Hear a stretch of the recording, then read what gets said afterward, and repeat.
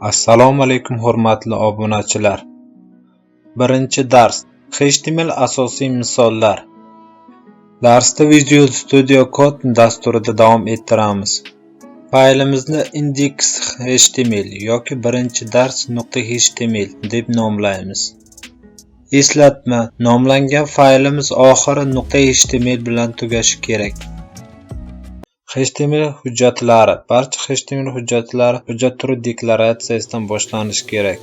Qo'shtirnoq ichida doctype HTML. HTML hujjatining o'zi qo'shtirnoq ichida HTML bilan boshlanadi va qo'shtirnoq ichida /html bilan tugaydi. HTML hujjatining ko'rinadigan qismi qo'shtirnoq ichida body va orasida joylashgan qo'shtirnoq ichida /body.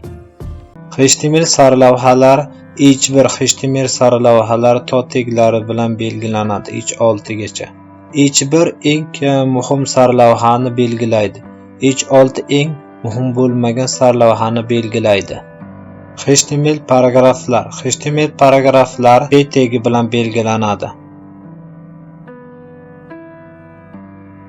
HTML havolalari A tegi bilan belgilanadi. Havolaning manzili href atributida ko'rsatilgan. Atributlar HTML elementlari haqida qo'shimcha ma'lumot berish uchun ishlatiladi. Atributlar haqida keyingi bobda ko'proq bilib olasiz. HTML tasvirlar. HTML tasvirlari image tegi bilan belgilanadi. Manba fayl, strek, muqobil matn, alt, with va height atributlari sifatida taqdim etiladi.